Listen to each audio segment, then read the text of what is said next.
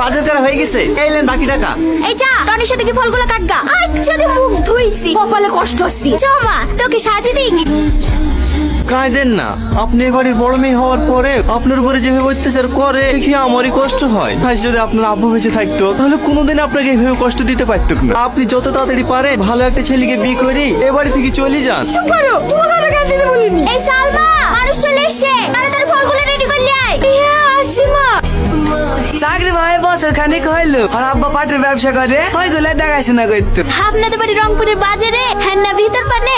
একবারে বাজারে, ওই যে RM নার্সিং হোমটা আছে না, ওর পাশে। লেন ভাই চা খেলেন। আব্বা যৌতুক আছে, আমার পছন্দ না। এখন তো কি দাঁড়ান আমি তুলে দিছি। সরি চলছে নাকি? না না ঠিক আছে।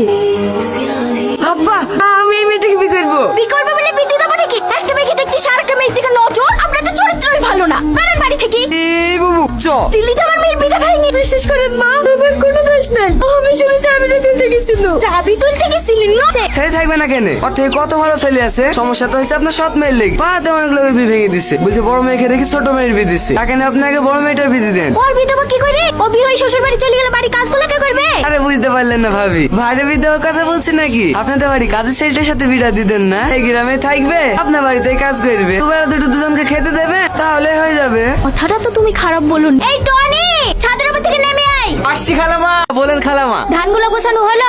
হ্যাঁ খালামা হয়ে গেছে, আর দু বস্তা মতন হবে। ঠিক আছে পরে করিস, যা পাঞ্জাবি পরে আইগা। কেন খালামা? আমার মেয়ের সাথে তোর বিয়ে দেবো। আপনার মেয়ের সাথে? আমার মেয়ের সাথে না, সৎ মেয়ের সাথে।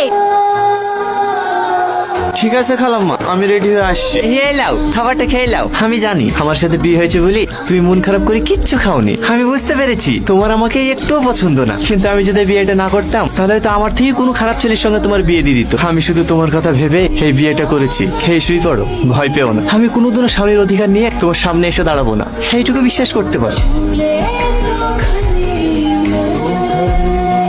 তোমাদের আসতে কোনো অসুবিধা হয়নি তো বাপ? না না মা, কোনো অসুবিধা হয়নি। আর আস্তে আস্তে ভেঙে ফেলবা নাকি?